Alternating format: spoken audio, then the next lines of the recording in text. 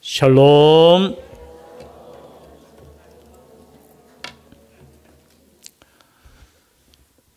이제 광야 시대가 끝났습니다. 광야 시대는 몇 년 동안 진행이 되었죠? 40년 동안 출애굽한 이스라엘 백성들은 그냥 한 번에 가나안 땅에 들어가지 못했습니다. 40년이라는 광야에서 훈련을 받았어요. 그 지도자는 누구였습니까? 모세. 물에서 건짐을 받았다. 여러분 제목만 봐도 좀 성경이 전체적으로 흐름이 돼요. 모세를 통하여 물에서 건짐받은 이스라엘 백성들이 여호수아를 통해서 가나안 땅에 들어가는 겁니다. 여호수아의 이름이 예수라는 이름과 같은 뜻이에요. 백성을 구원한다라는 뜻이에요. 그래서 하나님의 뜻은 참 어떻게 보면 이름에서도 오묘하게 진리가 있는 것 같아요. 모세를 통해서 율법은 하나님의 나라에 들어가게 할 수 없어요. 그 앞에까지 인도할 뿐이고 또 예수 그리스도를 통해서 우리가 약속의 땅에 들어간다는 것을 오늘 말씀을 통해서 다시 한번 생각할 수 있습니다. 그런데 여호수아, 여러분 여호수아는 누군지 다 아시죠? 누구였습니까? 모세의 수종 드는 자라고 하는데 수종 들다 우리로 표현하면은 뭐 수종 들다 뭐죠? 종도 아니고 뭐라고 말씀드려야 되죠? 예. 후계자도 되고 예? 마음대로 말하세요. 뭐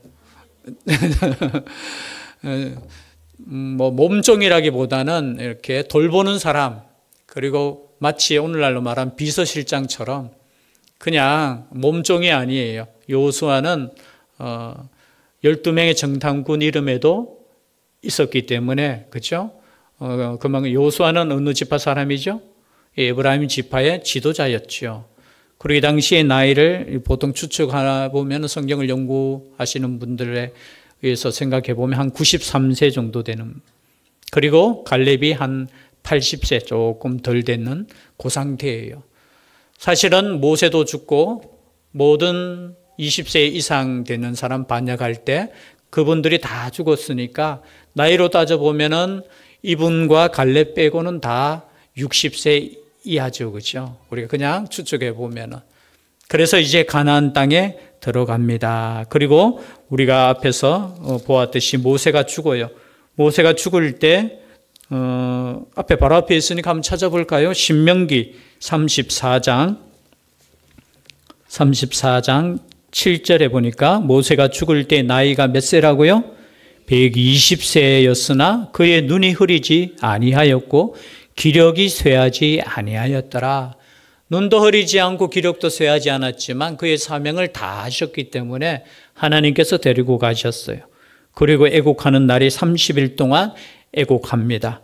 그리고 9절 말씀 다 같이 읽겠습니다. 시작. 모세가 눈의 아들 여호수아에게 안수하였으므로 그에게 지혜의 영이 충만하니 이스라엘 자손이 여호와께서 모세에게 명령하신 대로 여호수아의 말을 순종하였더라. 아멘.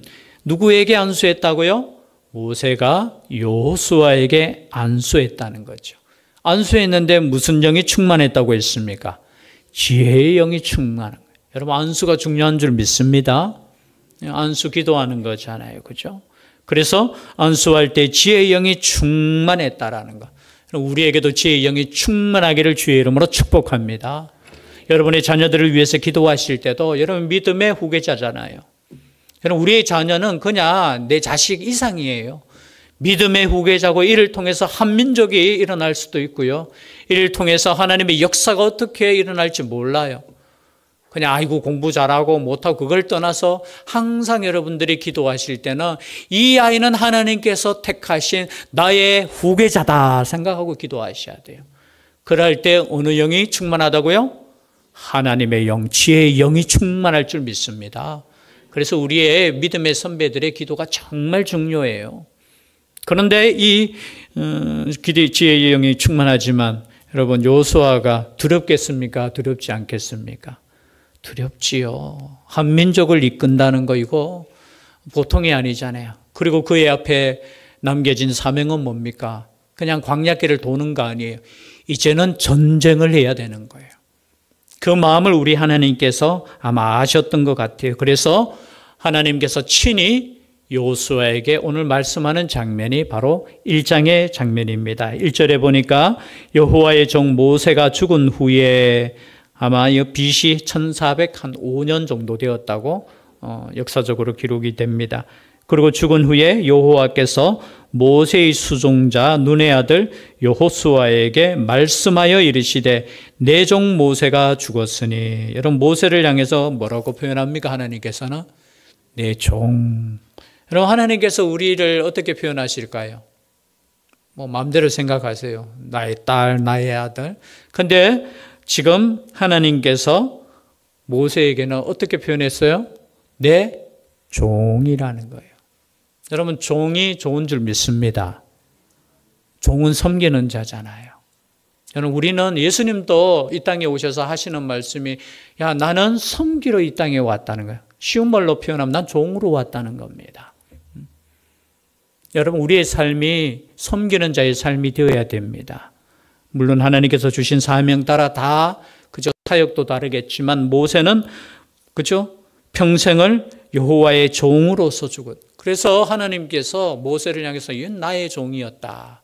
물론 이제 영적으로 따져보면은 모세는 종으로 섬겼지만 예수님은 하나님의 아들로 섬겼다고 했어요. 이게 엄청난 차이죠. 모세도 물론 위대하지만 여러분, 예수님과 비교할 수 없어요. 여러분, 율법도 정말 중요한 부분이지만 여러분, 복음과는 비교할 수 없어요.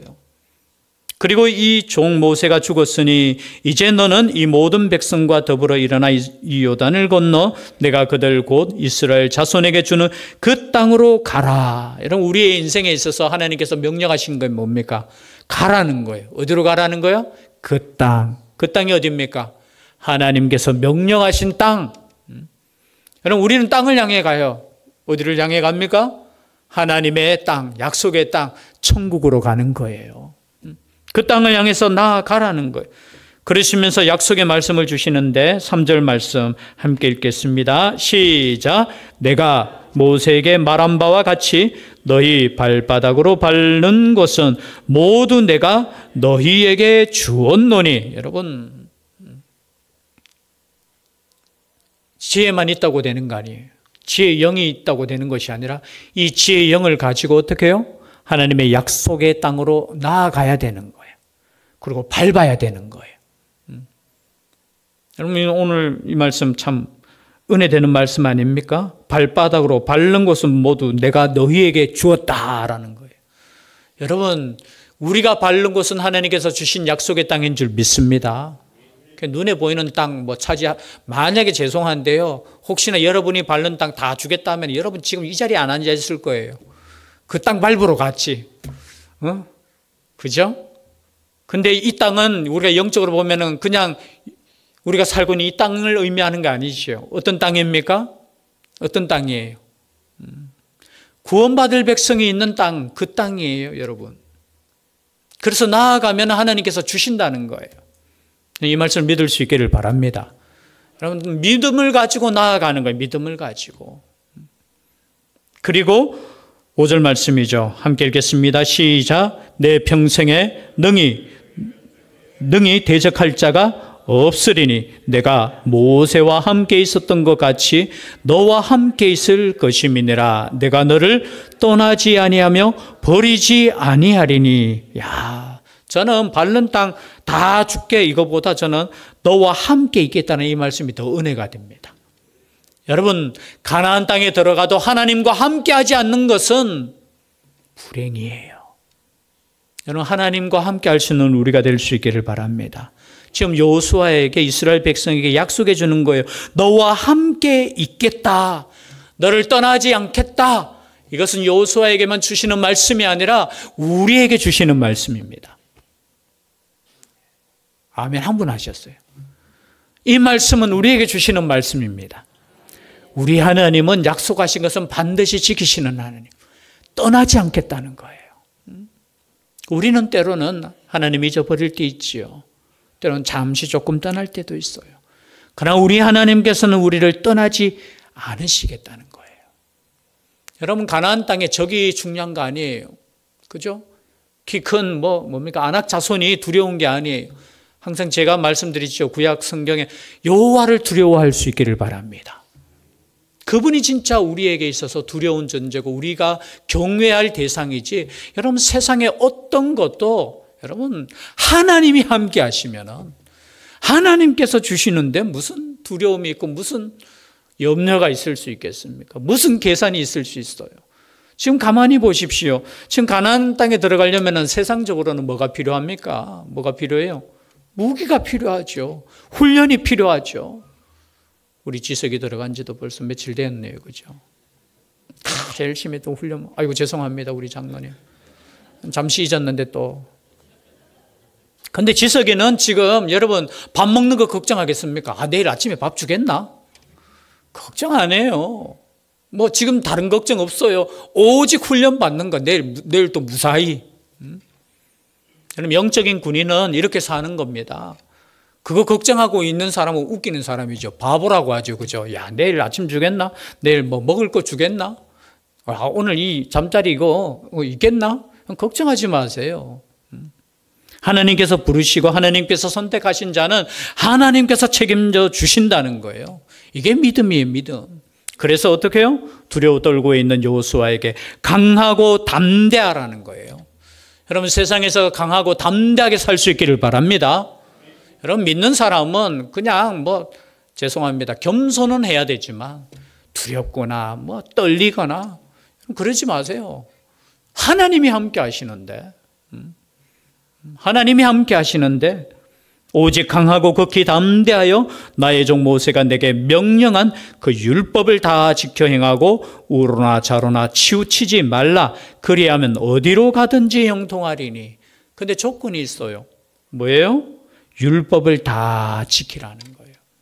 여러분, 율법을 지키는데 여기 좌로나 우로나 치우친다는 뜻은 뭐냐? 율법의 길은 이렇게 진리의 길이 가는데 옆으로 벗어나는 걸 말하는 거예요. 여러분, 진리의 길을 직진으로 쭉 갈 수 있기를 바랍니다. 옆에 유혹하는 것 때로는 많아요. 우리 눈 이렇게 돌아갈 때 많아요.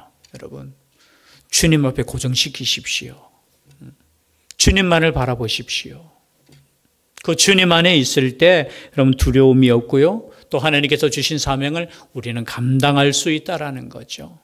그래서 전쟁을 앞두고 가나안 땅에 들어가는 이 이스라엘 백성에게 하나님께서 주시는 말씀은 다른 거 아니에요. 야, 무기는 어떻게 준비하고 이것은 어떻게 하라. 그것보다 더 중요한 건 뭐냐? 내가 너와 함께 하니까 믿음을 가지라는 거예요. 강하고 담대하라는 거예요. 그리고 또 한 가지, 그냥 혼자 강하고 담대한 것이 아니라 말씀 가운데에 있으라는 겁니다. 그 말씀을 또 풀이해서 8절이죠. 8절 다 같이 읽겠습니다. 시작. 이 율법책을 내 입에서 떠나지 말게 하며 주야로 그것을 묵상하여 그 안에 기록된 대로 다 지켜 행하라.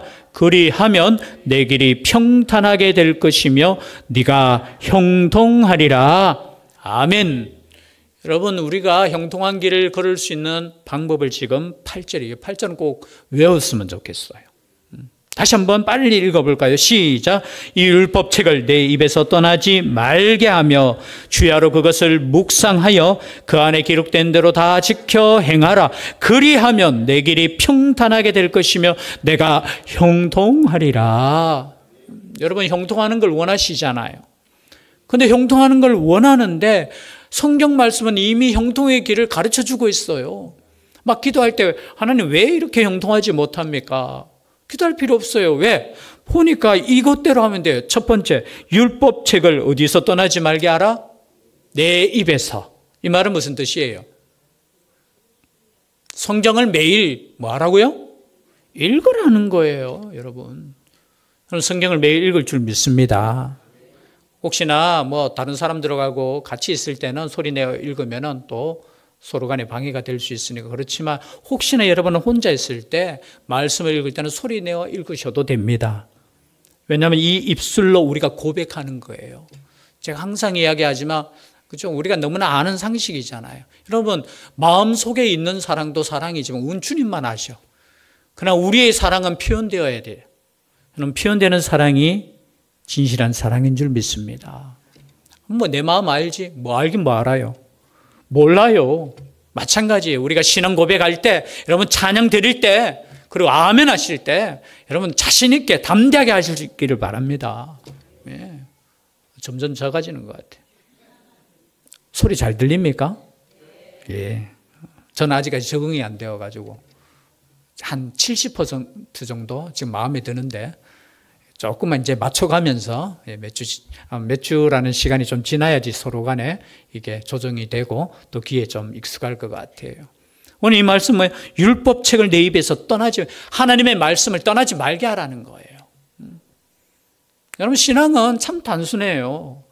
뭐 깊은 진리 그걸 떠나서 하나님께서 약속하신 말씀을 믿고 이 말씀을 여러분 읽을 수 있기를 바랍니다. 우리가 계속해서 셀별로도 읽고 우리 학생들 읽고 있잖아요. 여러분 성경 읽는 것이 정말 중요해요. 우리 신앙에 어쩌면 성경 말씀 안 읽으면서 하나님의 길인지 아닌지도 모르고 때로는 여러분 기도하실 때도 하나님의 말씀을 가지고 기도하는 것과 내 생각대로 기도하는 거 달라요. 그래서 하나님의 말씀을 우리가 읽을 수 있기를 바랍니다. 적어도 우리 대신교회는 이 순서대로 하면 1년에 1독은 하잖아요. 1년에 1독 하면은 만약에 우리 인생에 만약에 20살부터 읽었다 치자. 그럼 만약에 한 90세까지는 살잖아요. 그러면 몇 번 읽어요? 여러분 70독 해요, 70독. 나중에 뭐 시간 있을 때 내가 뭐 1년에 한 10독씩 하지. 그러지 마세요. 그냥 지금부터 천천히 1년에 나는 1독 한다. 아이고 나는 1년에 한 10독 우리 뭐 김현 집사님처럼. 그럼 어떻게 해요? 주시는 말씀 3장을 여러분 10번 읽으면은 그죠? 되잖아요. 오히려 저는 그게 더 좋을 것 같아요. 한 말씀을 계속해서 읽고 또 읽기만 하면 됩니까? 오늘 말씀을 보니까 그것을 어떻게 하라고요? 주야로 그것을 뭐하라? 묵상하라. 묵상은 뭐냐? 깊이 생각하는 것을 말하는 겁니다. 말씀을 읽었어요. 까먹어버려요. 말씀을 들었어요. 지나가면서 마치고 난 뒤에 가서 야 오늘 본문 어디고 하면 글쎄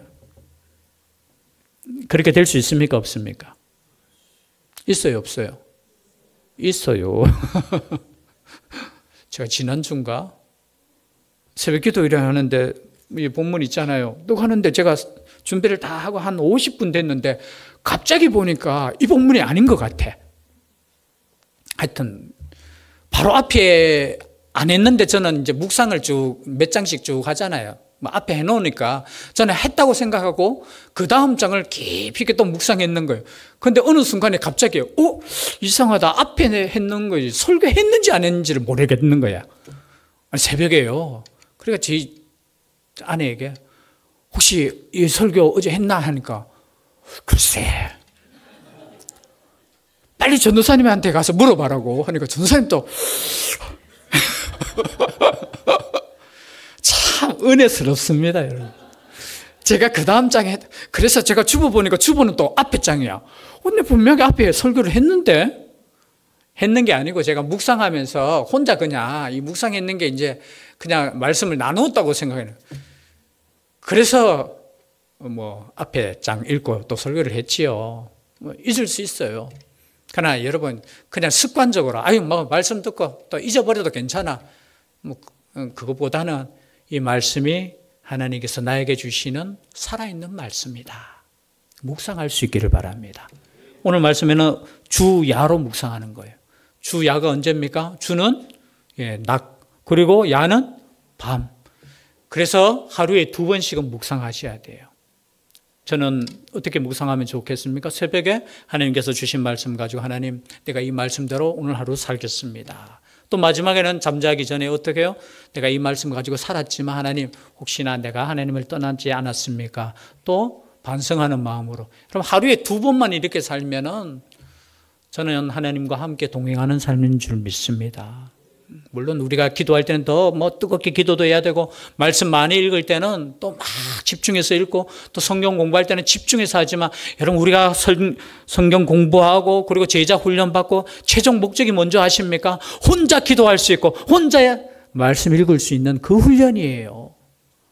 그냥 단계 끝났다고 해서 우리가 성숙해지는 게 아니에요. 우리의 성숙은 우리가 죽을 때까지 계속해서 훈련되어지는 거예요. 예배도 마찬가지잖아요. 우리가 지난주에 예배 드렸으면 오늘 한 주는 좀 쉬어도 되잖아요. 지난주에 했는 거 잊어버리는데 오늘 또 잊어버리는 거 아니에요. 우리는 끊임없이 주님께서 부르시는 그 시간까지, 주님께서 오시는 그 시간까지 우리는 이 말씀 가운데 있는 거예요. 그래서 오늘날 우리가 세상적인 것도 중요하지만 하나님의 말씀을 떠나지 않는 거, 묵상하는 거. 그럼 묵상으로 끝납니까? 아니죠. 또 뒤에 어떤 말씀이 있습니까? 그 안에 기록된 대로 다 지켜 뭐하라? 행하라는 거예요. 그리하면 내 길이 평탄하게 될 것이며 네가 형통하리라. 여러분 읽고 묵상으로 끝나면 안 돼요. 이 말씀대로 행할 수 있는 우리가 될 수 있기를 바랍니다. 말씀 앞에 우리가 많이 아는 것도 중요하지만요. 많이 아는 것보다 더 중요한 거, 한 말씀이라도 붙잡고 그 말씀대로 살아가는 거예요. 그렇게 살아갈 때 하나님께서 주시는 어떤 길이 열린다? 형통의 길. 마지막입니다. 9절 다 같이 읽겠습니다. 시작. 네가 내게 명령한 것이 아니냐. 강하고 담대하라. 두려워하지 말며 놀라지 말라. 네가 어디로 가든지 내 하나님 여호와가 너와 함께 하느니라 하시니라. 아멘. 놀라지 말라는 말은 무슨 말이냐? 낙심하지 말라는 거예요. 그럼 하나님의 말씀과 함께 있는 사람은 낙심할 수가 없어요. 말씀을 떠나니까. 이 말씀이 내 속에 살아 역사하지 못하니까 때로는 두렵고 떨리고 염려되고 걱정하고. 그러나 여러분 이 말씀과 함께하는 삶은 어디로 가든지 내 하나님이 함께 하신다는 거. 이 말씀을 꼭 믿을 수 있기를 바랍니다. 우리가 어떠한 모습일지라도 우리 하나님께서 약속해 주신 말씀이기 때문에 이 말씀 붙잡고 언제나 내가 있는 곳에 하나님께서 함께 하신다는 것을 믿고 담대하게 믿음의 삶을 살아갈 수 있는 우리가 될 수 있기를 주의 이름으로 축복합니다. 기도드리겠습니다. 어디로 가든지 함께 하시겠다는 하나님의 약속의 말씀을 붙잡고 이 한 주간도 승리하게 하여 주시옵소서. 하나님이 예비하신 형통의 길을 걸어갈 수 있는 우리의 삶 되게 하여 주시옵소서. 함께하여 주실 줄 믿사옵고 예수님 이름으로 기도드리옵나이다. 아멘. 찬송가